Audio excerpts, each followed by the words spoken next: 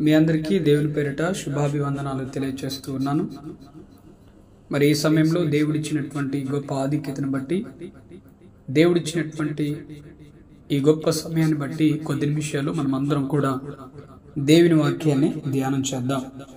యెహోషువ గ్రంథములో నుంచి కొన్ని విషయాలను మనము తెలుసుకుందాం. యెహోషువ గ్రంథము 6వ అధ్యాయము 1వ వచనం నుంచి కొన్ని వచనాలను నేను చదువుతున్నాను. పరిశుద్ధ గ్రంథంలో ఉన్నటువంటి వారు పరిశుద్ధ గ్రంథములు తెరిచి చూడవలసినదిగా ప్రభు పేరిట మనవి చేస్తూ ఉన్నాను. యెహోషువ గ్రంథము 6వ అధ్యాయము 1వ వచనం నుంచి, ఆ కాలమున ఇశ్రాయేలీయులు భయము చేత ఎవడను వెలుపలికి పోకుండాను లోపలికి రాకుండాను యెరికో పట్టణ ద్వారము గట్టిగా మూసి వేయబడిను. అప్పుడు యెహోవా యెహోషువతో ఇట్లనెను, చూడుము, నేను యెరికోను దాని రాజును పరాక్రమం గల శూరులను నీ చేతికి అప్పగించుచున్నాను. మీరందరూ యుద్ధ సన్నద్ధులై పట్టణమును ఆవరించి ఒకమారు దాని చుట్టూ తిరగవలెను. అలాగూ 6 దినములు చేయిచు రావలెను. 7 యాజకులు పొట్టేలు కొమ్మల బూరలు పట్టుకొని ముందుగా నడవవలెను. 7వ దినమున మీరు 7 మారులు పట్టణము చుట్టూ తిరుగుచూ ఉండగా ఆ యాజకులు బూరలు ఊదవలెను. మానక ఆ కొమ్ములతో వారు ధ్వని చేయుచుండగా మీరు బూరల ధ్వని వినునప్పుడు జనులందరూ ఆర్భటముగా కేకలు వేయవలెను. అప్పుడు ఆ పట్టణ ప్రాకారము కూలును కనుక జనులు తమ ఎదుటికి చక్కగా ఎక్కుదురు అని. హల్లెలూయా. చిన్న ప్రార్థన చేసుకుందాం. పరిశుద్ధుడైన తండ్రి, ప్రేమగల దేవా, యేసయ్య మీకు వందనాలు, స్తోత్రములు నాయనా. ఈ సమయంలో ప్రభువా, మేమందరం కలిసి నీ పాద సన్నిధికి వస్తూ ఉండగా మమ్మల్ని దీవించండి, ఆశీర్వదించండి ప్రభువా. నైనా నీ యొక్క ఆత్మశక్తి చేత, బలము చేత ప్రభువా, గొప్ప జ్ఞానము చేత తండ్రి ఈ సమయంలో మమ్మల్ని అందరినీ కూడా నీ వాక్యంలో ముందుకు నడిపించమని ప్రార్థన చేస్తూ ఉన్నాం. సముద్రాన్ని అణిచినటువంటి ఆ గొప్ప స్వరముతో ఈ సమయంలో మీరు మాతో మాట్లాడమని, ఆ గొప్ప స్వరముతో నాయనా మీరు మాతో మాట్లాడమని, ఆ గొప్ప స్వరమును ప్రభువా మాకు వినిపింపచేయమని ప్రార్థన చేస్తూ ఉన్నాను. ఇదిగో ఆదరణీయు ధైర్యమును మాకు దయచేసి మా జీవితంలో గొప్ప మెలకును నీ వాక్యం ద్వారా పుట్టించమని ప్రార్థన చేస్తూ ఉన్నాం. మేము ముందుకు కొనసాగుతూ ఉండగా వినగలిగేటువంటి మనసును మాకు దయచేయమని, 7 ఆత్మశక్తితో మమ్మల్ని అందరినీ కూడా ఎత్తి పట్టుకోమని యేసు నామమున పేరిట ప్రార్థించి అడిగి వేడుకుంటున్నాను తండ్రి. ఆమేన్, ఆమేన్. మనం చదువుకున్నటువంటి లేఖన భాగమును ముందుగా మనం తెలుసుకుందాం. ఇశ్రాయేలీలు కానాను దేశమును ఆక్రమించుకుంటూ ఉన్నారు. కానాను దేశంలో ఉన్నటువంటి పట్టణాలన్నిటిని కూడా ఆక్రమించుకుంటూ ఉన్నారు. ఈ విషయము ఎవరికి తెలిసిందంటే యెరికో పట్టణంలో ఉన్నటువంటి ప్రజలకు తెలిసింది. యెరికో పట్టణంలో ఉన్నటువంటి ప్రజలు, ఇశ్రాయేలీయుల ప్రజలు అన్ని పట్టణములను స్వాధీనపరుచుకుంటూ ఉన్నారు. కనుక వారు యెరికో పట్టణమును కూడా స్వాధీనపరుచుకుంటారు అని వారికి తెలిసినప్పుడు వారు భయకంపితులైపోయారు. యెరికో పట్టణంలో ఉన్నటువంటి ప్రజలందరూ కూడా భయముతోటి విలవిలలాడిపోతూ ఉన్నారు. ఎందుకంటే దేవుడు అన్ని పట్టణములను కూడా స్వాధీనపరుచుకునేటువంటి విధముగా ఇశ్రాయేలీయుల ప్రజలకు బలమును, శక్తిని దయచేశారు. హల్లెలూయా. అయితే యెరికో పట్టణము చుట్టూ కూడా ఒక గోడ అనేటువంటిది ఉంది. ఈ యెరికో పట్టణమును అందులో ఉన్నటువంటి ప్రజలు అందరూ కూడా ఈ గోడ, బయట ఉన్నటువంటి గోడ ఏదైతే ఉన్నదో పటిష్టమైనటువంటి గోడ వలన వారు లోన సురక్షితంగా ఉన్నారని మనం చెప్పుకోవచ్చు. వెనకట కొన్ని ప్రాంతాలలో, కొన్ని పట్టణాలుగా ఉండేటువంటి రాజ్యాలలో ఏం చేసేటువంటి వారంటే బయట నుండి వేరే వాళ్ళు వారి యొక్క రాజ్యాన్ని ఆక్రమించుకోవటానికి వచ్చినప్పుడు వారి నుండి రక్షించుకోవటానికి, ఆ యుద్ధముల నుండి తమ రాజ్యమును, తమ పట్టణమును రక్షించుకోవటానికి చుట్టూ కూడా, పట్టణము చుట్టూ కానీ ఆ రాజ్యము చుట్టూ కానీ పటిష్టమైనటువంటి గోడలు నిర్మించుకునేటువంటి వారు, పెద్ద పెద్ద రాళ్లతోటి గోడల్ని కట్టించుకునేటువంటి వారు. బహువిధముగా ఎత్తైనటువంటి బహువిధముగా వారు గోడల్ని కట్టించుకునేటువంటి వారు. ఎత్తుగా ఉండేటువంటివి, రాళ్లతో, బలమైనటువంటి రాళ్ళు, పెద్ద పెద్ద రాళ్లతోటి అవి కట్టేటువంటి వారు. అలాగునే మరి అంత పటిష్టమైనటువంటి విధముగా కట్టుకునేటువంటి వారు. ఇలాగ ఉన్నటువంటి సందర్భంలో యెరికో పట్టణ ప్రజలకు ఈ వార్త వినపడింది. ఇశ్రాయేలు ప్రజలు పట్టణమును స్వాధీనపరుచుకుంటూ ఉన్నారు, మన పట్టణము దగ్గరకు కూడా వస్తారు, మన పట్టణాన్ని కూడా స్వాధీనపరుచుకుంటారు అనేటువంటి వార్త వారు విన్నారు. అందుకనే ఆ భయము చేత వారు ఏం చేస్తున్నారంటే బయటికి రావట్లేదు, లోపలికి వెళ్ళట్లేదు. హల్లెలూయా. వీరు బయటికి రావట్లేదు, లోపలికి వెళ్ళట్లేదు. అంత మాత్రమే కాక ఎవడు బయటికి వెళ్ళకుండా, బయటికి వెళ్ళినటువంటి వాడు ఎవడు లోనకు రాకుండా ఏం చేశారంటే ద్వారమును గట్టిగా మూసివేశారు. ఒక మాటలో చెప్పాలంటే నాకు తెలిసి బహుశా బయట నుంచి చీమ కూడా లోనకి రాకుండా అంత పటిష్టమైనటువంటి విధంగా చేశారేమని నేను అనుకుంటూ ఉన్నా. హల్లెలూయా. అయితే యెహోషువని దేవుడు పిలిచి యెహోషువతో అంటూ ఉన్నాడు, నీవు యెరికో పట్టణమును స్వాధీనపరచుకోవాలి అంటే ఇదిగో నేను చెప్పినట్టు నువ్వు చెయ్యి అని కొన్ని మరి ఆ విషయాలు యెహోషువకు చెప్పాడు. దేవుడు యెహోషువకు కొన్ని విషయాలు చెప్పాడు. ఏంటి అంటే ఆ పట్టణము చుట్టూ కూడా మీరు అందరూ కూడా మరి రోజుకు ఒకసారి మీరు తిరగాలి. అలాగున 7 రోజులు మీరు తిరగాలి. అయితే పొట్టేలు యొక్క కొమ్ములు ఏవైతే ఉన్నాయో ఆ కొమ్ములు ఊదుకుంటూ ఆ పట్టణము చుట్టూ, ఆ ప్రాకారము చుట్టూ కూడా మీరు తిరగాలి అని దేవుడు యెహోషువతో చెప్తాడు.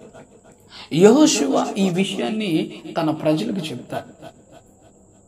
అయితే ఇక్కడ మీరు గమనించండి, ప్రభుల వారు దేవుడు ఒక ప్లాన్ అనేటువంటిది యెహోషువకి ఇస్తూ ఉన్నాడు. యెహోషువ దానిని యాజ్ ఇట్ ఈజ్ గా దేవుడు చెప్పినటువంటి దాంట్లో నుంచి ప్రతి ఒక్క మాటని యెహోషువ తీసుకొని యాజ్ ఇట్ ఈజ్ గా దానిని అప్లై చేస్తూ ఉన్నారు. దేవుడు ఒక ప్లాన్ ఇస్తూ ఉన్నాడు యెహోషువకి. ఆ ప్లాన్ ని అప్లై చేయటంలో యెహోషువ ఏమాత్రం కూడా విఫలము కాలేదు. అద్భుతమైనటువంటి విజయాన్ని పొందుకున్నాడు. హల్లెలూయా. చూద్దాం ఒకసారి మనము ఇక్కడ మీరు చూడండి, దేవుడు చెప్తూ ఉన్నాడు, యెహోషువతో దేవుడు చెప్తూ ఉన్నాడు, మీరందరూ యుద్ధ సన్నద్ధులై పట్టణమును ఆవరించి ఒక మారు దాని చుట్టూ తిరగవలెను. అలాగున 6 దినములు చేయించు రావలెను. 7 యాజకులు పొట్టేళ్లు కొమ్ము బూరలను పట్టుకొని ముందుగా నడవవలెను. 7వ దినమున మీరు 7 మారులు పట్టణం చుట్టూ తిరుగుచుండగా ఆ యాజకులు బూరలు ఊదవలెను. మానక ఆ కొమ్ములతో వారు ధ్వని చేయించుండగా మీరు బూరల ధ్వని వినినప్పుడు జనులందరూ ఆర్భాటంగా ఏం చేయాలట? కేకలు వేయాలి. అలాగున చేసినప్పుడు ఆ పట్టణమును మీరు స్వాధీనపరుచుకుంటారని మరి ప్రభుల వారు మనకు అక్కడ యెహోషువకి సెలవునిస్తూ ఉన్నారు. కనుక ఇంకొక విషయాన్ని కూడా మనం చూద్దాం.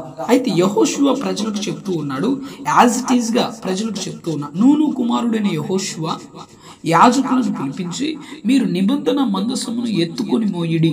7 యాజకులు యెహోవా మందసమునకు ముందుగా పొట్టేలు కొమ్ము బూరలను 7 పట్టుకుని నడవవలనని వారితో చెప్పాను. మరియు అతడు మీరు సాగి పట్టణమును చుట్టుకొనుడని యోధులు యెహోవా మందసమునకు ముందుగా నడవవలనని ప్రజలతో చెప్పిన. యెహోషువ ప్రజలకు ఆజ్ఞాపించిన తరువాత 7 యాజకులు పొట్టేలు కొమ్మ బూరలను 7 యెహోవా సన్నిధిని పట్టుకుని సాగుతూ ఆ బూరను ఊదుచుండగా యెహోవా నిబంధన మందసము వారి వెంట నడిచిన. దేవుడు చెప్పినటువంటి ప్లాన్ ను యెహోషువ తూచా తప్పకుండా దానిని అప్లై చేశారు, పొల్లు పోకుండా దాన్ని అప్లై చేస్తూ ఉన్నప్పుడు మరి వీరందరూ కూడా యెహోవా యొక్క మందసం అనేటువంటిది అక్కడ వారందరూ యాజకులు పట్టుకొని అక్కడ దాని చుట్టూ తిరగాలి. ఆ యెహోవా మందసము ఎదురుగా, యెహోవా మందసము ముందు ఎవరు ఉండాలంటే 7 యాజకులు 7 బూరలు పట్టుకొని పోదాలి. ఈ మందసము ఉండాలి, మందసము వెనక ప్రజలు ఉండాలి. ఇలాగిన వారు మొదటి దినమున చేసి ఎక్కడికి వచ్చారు? వారి పాలెంలోకి వచ్చి వారు విశ్రాంతి తీసుకున్నట్లుగా మనకి కనిపిస్తా ఉంది. తర్వాత 12వ వచనాన్ని కూడా మనం చదువుతాం. ఉదయమున యెహోషువ లేవగా యాజకులు యెహోవా మందసమును ఎత్తుకుని మోసిరి. 7 యాజకులు పొట్టేలు కొమ్మ బోర్లను 7 పట్టుకొని నిలవుక యెహోవా మందసమునకు ముందుగా నడుచుచు బూరులు ఊదుచూ వచ్చిరి. యోధులు వారికి ముందుగా నడిచిరి. దండు వెనుకటి భాగము యెహోవా మందసము వెంబడి వచ్చింది. యాజకులు వెలుచు బూరులు ఊదుచూ వచ్చిరి. అట్లు 2వ దినమున వారు ఒక మారు పట్టణము చుట్టూ తిరిగి పాలెమునకు మరలా వచ్చిరి. హల్లెలూయా.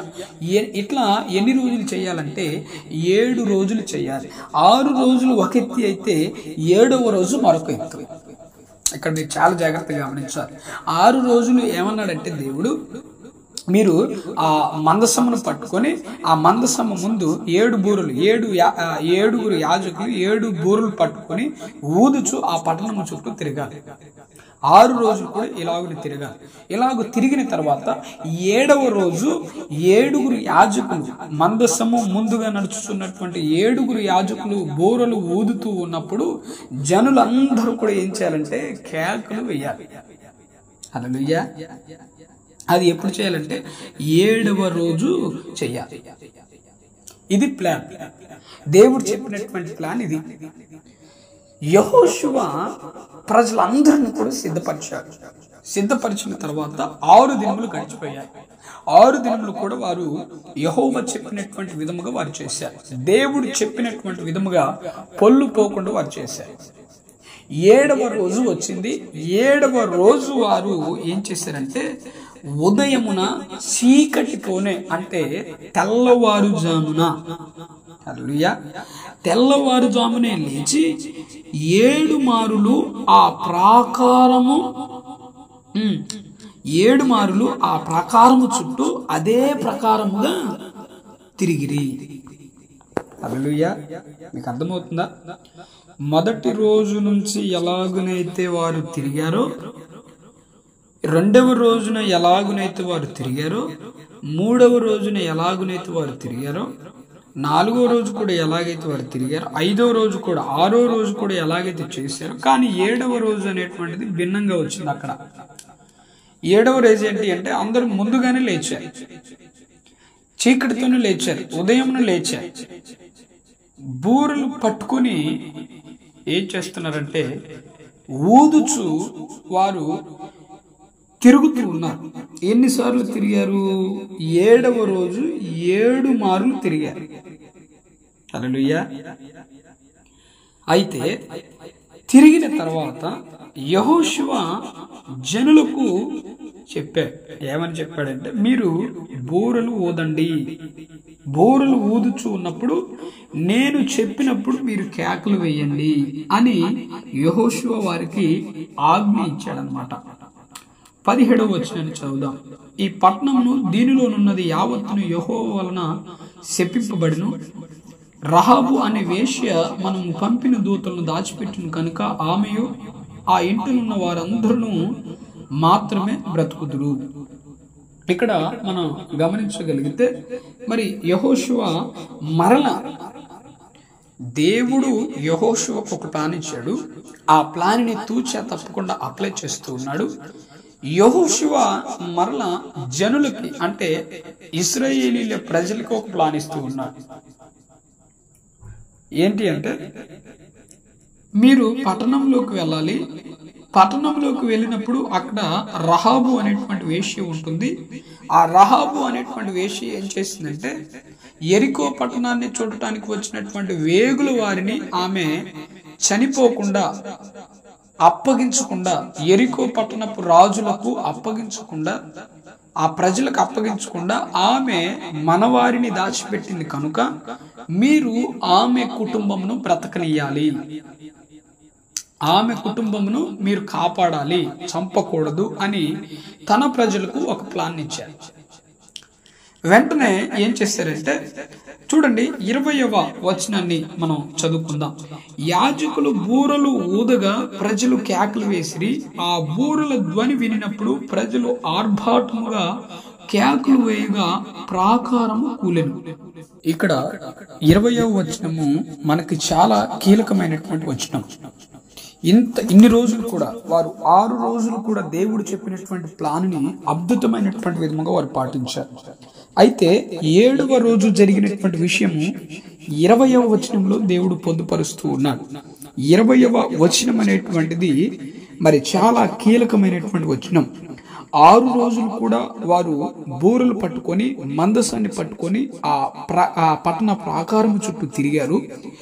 7వ రోజు మరి 7 మార్లు తిరిగిన తర్వాత ఆ పట్టణ ప్రాకారం ఏం జరిగింది, దానికి ఏం జరిగింది అనేటువంటిది 20వ వచనంలో చెప్తూ ఉన్నాడు. అంటే మనము ఆ మెయిన్ పాయింట్ అనుకోవచ్చు దీనిని.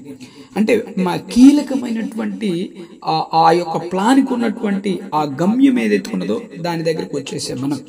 20వ వచనాన్ని మరలా ఒకసారి మనం చదువుకుందాం. చాలా జాగ్రత్తగా వినడానికి ప్రయత్నించండి. యాజకులు బూరలు ఊదగా ప్రజలు కేకలు వేసిరి. ఆ బూరల ధ్వని వినినప్పుడు ప్రజలు ఆర్భాటముగా కేకలు వేయగా ప్రాకారము కూలిపోయింది. హల్లెలూయా. ఏమైపోయింది అక్కడ? ప్రాకారం అనేటువంటిది కూలిపోయింది. యెరికో పట్టణపు ప్రజలు పటిష్టముగా చేసినటువంటి ఆ ప్రాకారము పూర్తిగా ఏమైపోయిందంటే కూలిపోయింది. వారు ఆ పట్టణ ప్రాకారమును పటిష్టంగా చేసుకున్నారు, బలంగా చేసుకున్నారు, శక్తితో దానిని నిర్మించుకున్నారు. కానీ దేవుడి ముందు ఆ పట్టణ ప్రాకారం అనేటువంటిది కూలిపోయింది. దేవుని ప్రజల ముందు అది నిలవలేకపోయింది. యెరికో పట్టణపు ప్రజలు ఊహించినట్టుగానే ఇశ్రాయేలీయుల యొక్క ప్రజలు అంటే దేవుని ప్రజలు ఆ పట్టణమును ఏం చేశారంటే స్వాధీనము చేసుకున్నారు. హల్లెలూయా. వారు మొదట భయపడ్డారు. వారు భయపడినట్టుగానే ఏం జరిగిందంటే అక్కడ పట్టణ ప్రాకారం అనేటువంటిది కూలిపోయింది. ఇశ్రాయేలీయుల ప్రజలు యెరికో పట్టణంలోకి ప్రవేశించారు. దేవుని ప్రజల అడుగు యెరికో పట్టణంలో పడిపోయింది అక్కడ. హల్లెలూయా. ఎంత అద్భుతమైనటువంటి విషయం అండి ఇది. నిజంగా దేవుడు తలుచుకుంటే తన ప్రజల పట్ల ఏమైనా చేయగలడు, తన ప్రజలకు ఏదైనా చేయగలడు, ఏమైనా ఎన్ని అద్భుతాలైనా చేయగలడు అనకటానికి ఇది ఒక చక్కటి నిదర్శనంగా మనం చూస్తూ ఉన్నాం. యాజకులు బూరలు ఊదుతూ ఉన్నారు, ప్రజలు కేకలు వేస్తూ ఉన్నారు. మరలా బూరల ధ్వని గట్టిగా ఊదినప్పుడు ప్రజలు గట్టిగా ఆర్భాటంగా కేకలు వేశారు అక్కడ. హల్లెలూయా. ఏ కేకలు వేస్తుంటారు ఏమండి? ఎటువంటి కేకలు వేస్తుంటారు? ఓ ఓ అని వేస్తుంటారా? కాదు. అంటే దేవుని యొక్క నామమును స్తుతించారని నేను అనుకుంటూ ఉన్నాను. అక్కడ ఏదో ఒక శబ్దం వారు చేస్తుండొచ్చు. దేవుని నామం, యెహోవా నామం బలమైనటువంటి నామం అనొచ్చు, లేకపోతే దేవునికి స్తోత్రం అనొచ్చు, ఇంకా వారు ఏమైనా అక్కడ అని ఉండవచ్చు. హల్లెలూయా. అంటే దేవుడు అక్కడ ఏం చేస్తున్నారంటే వాళ్ళు దేవుడిని స్తుతిస్తూ ఉన్నారు, దేవుని యొక్క నామమును ఘనపరుస్తూ ఉన్నారు. హల్లెలూయా. వాళ్ళు దేవుని ఆరాధన చేస్తూ ఉన్నారు. ఎంత గొప్ప విషయం అండి. దేవుని ఆరాధన చేసేటువంటి ఆ విధానం అనేటువంటిది ఎంత గొప్ప విషయము. ఆ బూరలు వాళ్ళు ఊదుతూ ఉన్నారు. బూరల శబ్దము వినగానే ఇక్కడ ఉన్నటువంటి ప్రజలందరూ కూడా ఆర్భాటంగా కేకలు వేస్తూ ఉన్నారు. నిజంగా అత్యద్భుతమైనటువంటి స్తుతి ఆరాధన. బైబిల్లో మనము కొన్ని చోట్ల మనం చూస్తాం ఇటువంటి విధానాలు. అపోస్తులైనటువంటి పౌలుని శిలను జైల్లో ఉంచుతారు. ఆ జైల్లో ఉంచినప్పుడు ఆ జైల్లో వారు ఆ చేరి ఏం చేస్తారంటే దేవుని స్తుతిస్తూ ఉంటారు. దేవుని స్తుతించడం వల్ల అక్కడ ఏం జరిగింది? అవన్నీ సంఖ్యలన్నీ కూడా ఊడిపోతాయి. హల్లెలూయా.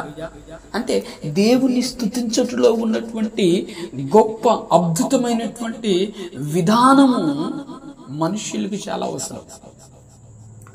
ఈరోజు మందిరాలకు వస్తూ ఉన్నారు, దేవుని స్తుతించనంటే ఏదో 4 పాటలు పాడుతూ ఉన్నారు, వచ్చినటువంటి పాటలు 4 పాడుతూ ఉన్నారు, వెళ్ళిపోతూ ఉన్నారు.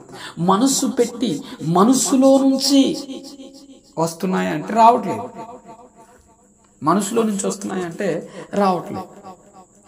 దేవుణ్ణి స్తుతించేటువంటి విధానము నిజంగా అత్యద్భుతమైనటువంటిది. అది మనం 5 నిమిషాలు ఒక పాట పాడతాం, లేకపోతే ఒక 10 నిమిషాలు ఒక పాట పాడతాం.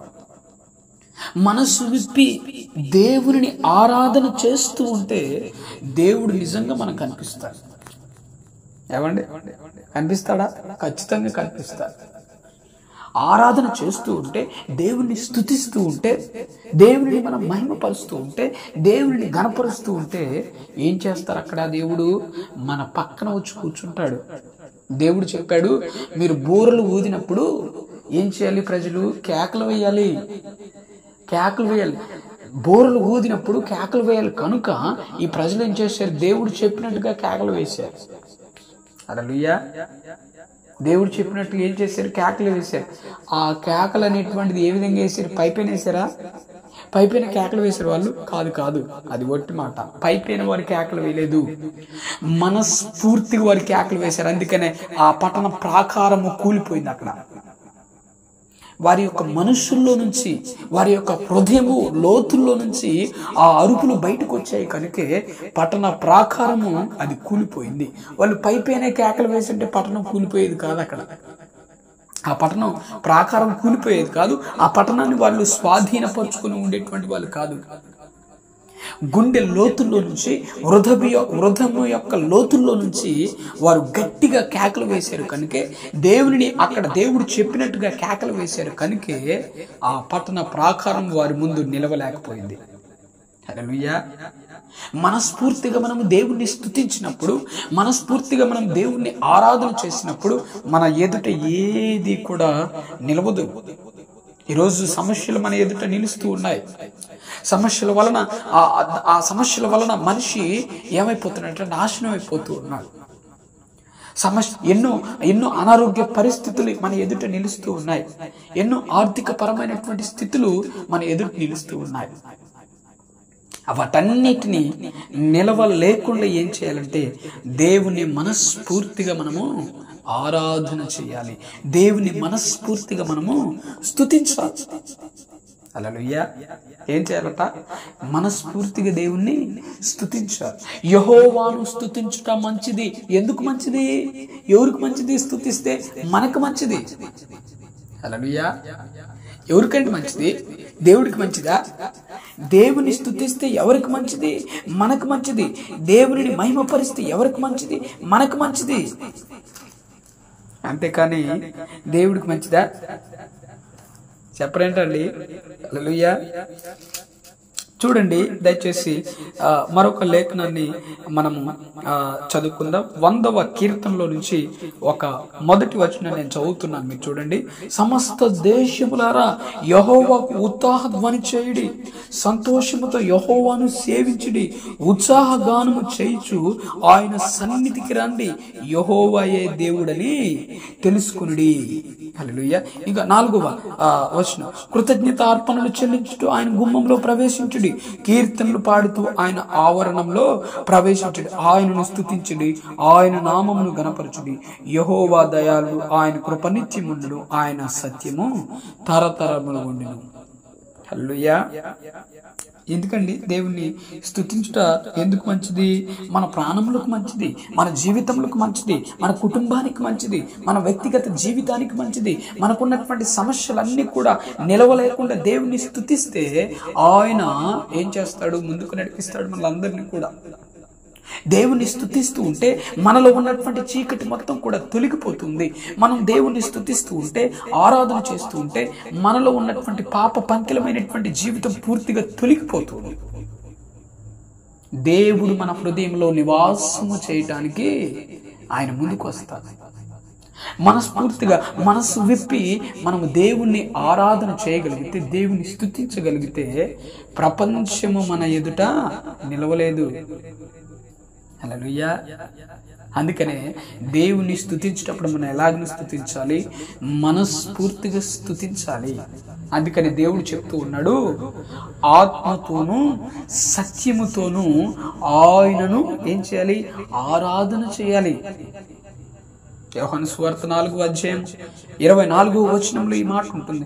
ఆత్మతోనూ సత్యముతోనూ ఆయనను మనం ఆరాధన చేయగలిగితే మనకి జీవితాలకి చాలా మంచిది అని దేవుడు చెప్తూ ఉన్నాడు. ఎరికో పట్టణపు ప్రజలు ఏం చేస్తున్నారు? భయకంపితులైపోతూ ఉన్నారు.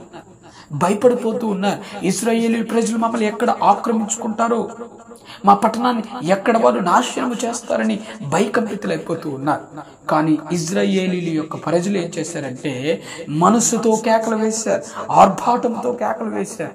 పట్టణ ప్రాకారము మొత్తం కూడా ఏమైపోయిందట, వారు పటిష్టంగా కట్టుకున్నటువంటి, వారు బ్రతకటానికి పటిష్టంగా కట్టుకున్నటువంటి గోడలు మొత్తం కూడా ఏమైపోయినాయట, చల్లా చెదిరైపోయి కూలిపోయాయి.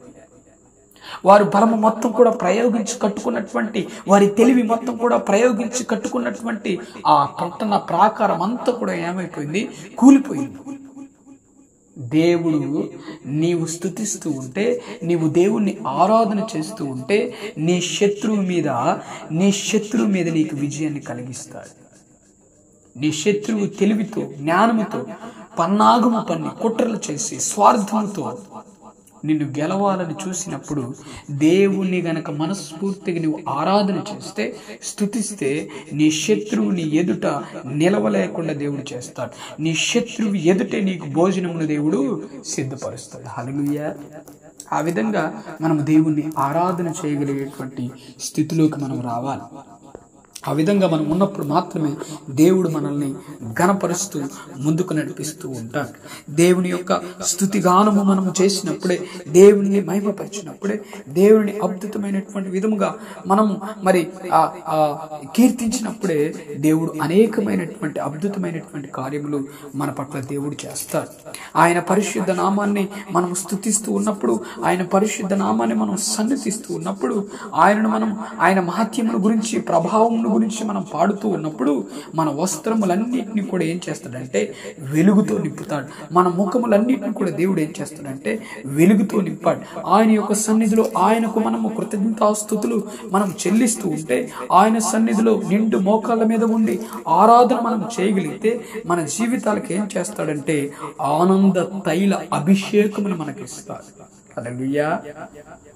ఎంత అద్భుతమైనటువంటి మాటలు పరిశుద్ధ గ్రంథంలో ఉన్నాయండి. ఒకసారి కనుక మనం కీర్తన గ్రంథంలో నుంచి 150వ అధ్యాయంలో కనుక మనం చూస్తే అక్కడ అద్భుతమైనటువంటి విధంగా మనకు దేవుడు సెలవునిస్తూ ఉన్నారు. యెహోవాను స్తుతించుడి, ఆయన పరిశుద్ధాలయమునందు దేవుణ్ణి స్తుతించుడి, ఆయన బలమును ప్రసిద్ధము చేయు ఆకాశ విశాలముందు ఆయన స్తుతించుడి అని, ఆయన పరాక్రమం గురించి ఆయన స్తుతించుడి అని చెప్తూ ఉన్నాడు. ఇక్కడ ఎందుకు స్తుతిస్తే మంచిది? ఎవరికి మంచిది? మనకు మంచిది. యెహోవాను స్తుతించుడి, ఆయనకు కొత్త కీర్తన పాడుడి అని మరొక కీర్తన గ్రంథంలో చెప్తూ ఉన్నాడు.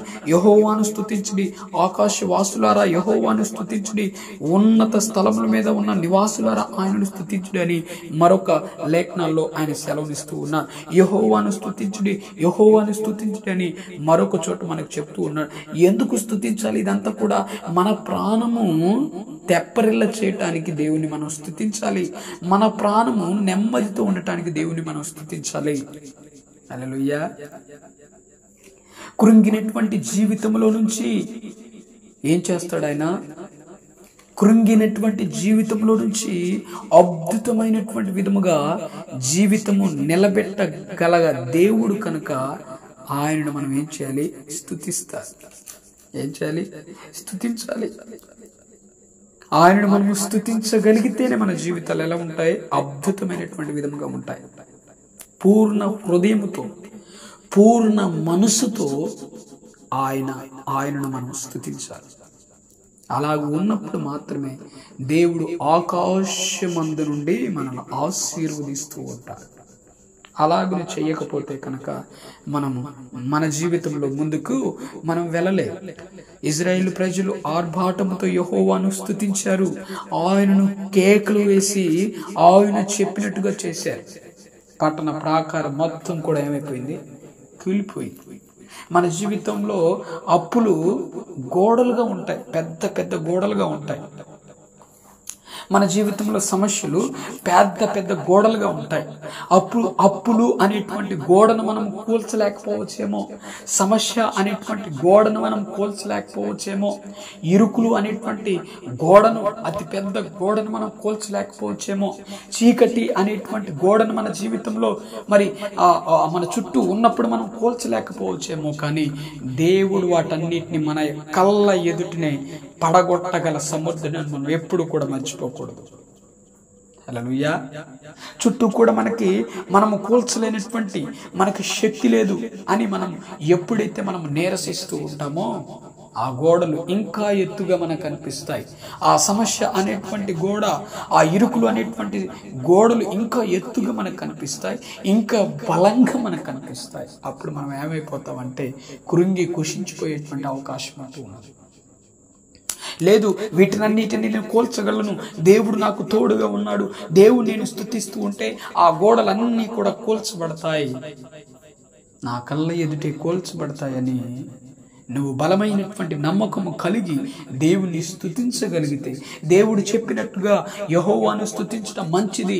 ఎవరికి మంచిది? మనకి మంచిది. కనుక స్తుతించినప్పుడు శత్రువులు వేసినటువంటి గోడలు కూడా కూల్చగలిగినటువంటి వాడు దేవుడు ఒక్కడే. హల్లెలూయా. మన జీవితంలో అనేకమైనటువంటి సమస్యలు ఉండొచ్చు. ప్రతి ఒక్కరి జీవితంలో అనేకమైనటువంటి సమస్యలు అనేటువంటి గోడలు ఉంటాయి. ఈ గోడలన్నీ కూల్చబడాలంటే ఎవరి దగ్గరికి రావాలి? దేవుడి దగ్గరికి రావాలి, దేవుని స్తుతించాలి. అనేకమైనటువంటి గోడలు ఉంటాయి, పటిష్టమైనటువంటి గోడలు ఉంటాయి. కనుక మీరు చాలా జాగ్రత్తగా గమనించాలి. ఆ సమస్యలు అనేటువంటి పటిష్టమైనటువంటి గోడల్ని కూల్చివేయాలంటే దేవుడి దగ్గరికి నీవు ఖచ్చితంగా రావాల్సింది. ఇజ్రాయెల్ ప్రజలు గోడలను కూల్చడానికి, ఎరికో పట్టణ గోడలను కూల్చడానికి దేవుడి దగ్గరికి వచ్చారు కనుకే ఆ గోడలు కూల్చబడ్డాయి. దేవుడి దగ్గరికి కనుక వాళ్ళు రాకపోతే కనుక ఏమైపోయాయి? కూల్చబడేవా? కాదు. ఏమైనా యుద్ధం చేశారా? వాళ్ళు ఏ యుద్ధం చేయలేదు. ఇజ్రాయెల్ ప్రజలు యుద్ధం చేశారా? ఒక్క యుద్ధం కూడా చేయలేదు. ఆ గోడలను కూల్చడానికి బలమైనటువంటి సాధనాలను తీసుకొచ్చి ప్రయత్నించారా? ఏమీ ప్రయత్నించారు. కేవలం మొదటి రోజు ఆ గోడ చుట్టూ తిరిగారు, పట్టణం చుట్టూ తిరిగారు. రెండో రోజు కేవలం వారు తిరిగారు, మూడో రోజు కూడా కేవలం వారు తిరిగారు, నాలుగో రోజు కూడా తిరిగారు. ఇలా 6 రోజులు తిరిగిన తర్వాత 7వ రోజు దేవుడు వారి జీవితాలలో అద్భుతమైనటువంటి కార్యాన్ని చేశారు. ఏం చేశారు? వాళ్ళు బలాన్ని ప్రయోగించారా? శక్తిని ప్రయోగించారా? తెలివిని ప్రయోగించారా? జ్ఞానమును ప్రయోగించారా? ఏం చేశారు? వాళ్ళు దేవుడు చెప్పినట్టుగా వాళ్ళు చేశారు. గోడలు ఏమైపోయాయి? కూల్చబడ్డాయి. దేవుడు చెప్పినట్టుగా చేస్తే మన జీవితంలో ఉన్నటువంటి సమస్యలన్నీ కూడా తెగ మనం ఆలోచించాల్సినటువంటి అవసరం ఉండదు. అనుకోవచ్చు, ఇజ్రాయెల్ ప్రజలు అనుకోవచ్చు, ఇంత పటిష్టంగా వీళ్ళు కట్టుకున్నారు, ఈ గోడల్ని ఎలాగో కూల్చాలని నాయన అందరూ తలకిందులైపోయి తలకింద పెట్టి కాళ్ళు పైకి పెట్టి ఆలోచన చేయవచ్చు. వాళ్ళు గొప్ప గొప్ప మేధావులు పిలిచి ఈ గోడలు ఎలా పలగొట్టాలండి, మాకు ఐడియాలు ఇవ్వండి అని చేయొచ్చు వాళ్ళు. కానీ వాళ్ళు అట్లా చేయలేదు. దేవుడు చెప్పినటువంటి మాటను తూచా తప్పకుండా పాటించారు. లోకంలో ఉన్నటువంటి జ్ఞానులకి సైతం అందనటువంటి ఆ గోడని, యుద్ధ పరాక్రమశాలులు పడగొట్టలేనటువంటి ఆ గోడల్ని దేవుడు ఏం చేశాడు? కేవలము దేవుని స్తుతించటం వలన, దేవుడు చెప్పినట్టు చేయటం వలన దేవుడు ఏం చేశాడంటే కూలగొట్టాడు, వాటిని పడగొట్టేశాడు. హల్లెలూయా. సమస్యలు తీరటానికి, సమస్య అనేటువంటి గోడలు మన జీవితంలో నుండి బయటికి పోవటానికి, అప్పులు అనేటువంటి గోడలు మన జీవితంలో నుండి బయటికి పోవటానికి, లేకపోతే అనారోగ్యపరమైనటువంటి అనారోగ్యపరమైనటువంటి పెద్ద గోడ ఉంది మన ఎదుట, దాన్ని కూలగొట్టడానికి మన డాక్టర్ల దగ్గరికి వెళ్తాం. కూలిపోద్దా? కూలిపోదని.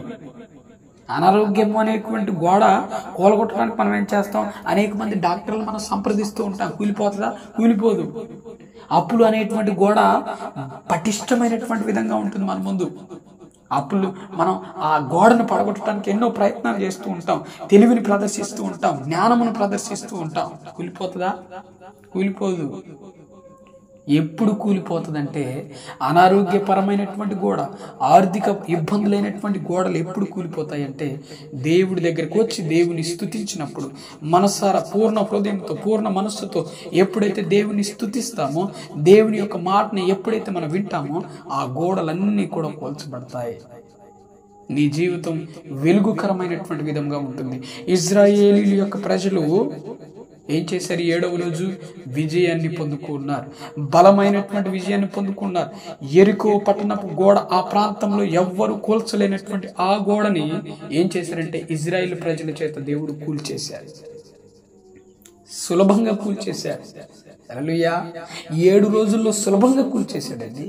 7 రోజులు పట్టింది వాళ్ళకి గోడ కూలిపోవటానికి, మన సమస్యలు పోవడానికి. 20 సంవత్సరాల నుంచి ఉన్నాయి గోడలు, అప్పులనే గోడలు, అనారోగ్యపరమైన గోడలు, సమస్యలనే గోడలు, కుటుంబ సమస్యలనే గోడలు. ఎన్ని సంవత్సరాల నుంచి ఉన్నాయి? 20 సంవత్సరాల నుంచి ఉన్నాయి. కూలిపోతున్నాయా? కూలిపోవట్లే. ఇజ్రాయెల్ ప్రజలకు ఎన్ని రోజులు పట్టింది గోడలు కూల్చడానికి? 7 రోజులు పట్టింది. మనకేంటి మరి 20 సంవత్సరాలు పడుతున్నాయి? పూర్ణ మనస్సుతో దేవుని ఆరాధన చేయాలి. పూర్ణ హృదయముతో దేవుడి దగ్గరికి మనం వచ్చినప్పుడు మాత్రమే మన ఎదుట ఉన్నటువంటి బలమైనటువంటి గోడలు, శక్తివంతమైనటువంటి గోడలన్నీ కూడా మన కళ్ళ ఎదుట మనము చూస్తుండగానే దేవుడు ఏం చేస్తాడంటే కూలగొడతాడు వాటిని. దేవుడికి శక్తి ఉందా? కూలగొట్టేటువంటి శక్తి ఉందా? ఖచ్చితంగా ఉంది. దేవుడి దగ్గరికి నువ్వు వచ్చి దేవుణ్ణి మొరపెడితే కనుక, దేవుణ్ణి స్తుతిస్తే కనుక, దేవుని నువ్వు అడిగితే కనుక బలమైనటువంటి గోడలన్నీ కూడా దేవుడు ఏం చేస్తాడు? నీ ఎదుట, నీ కళ్ళ ఎదుట వాటన్నిటిని కూడా కూలగొడుతూ ఉంటాడు. హల్లెలూయా.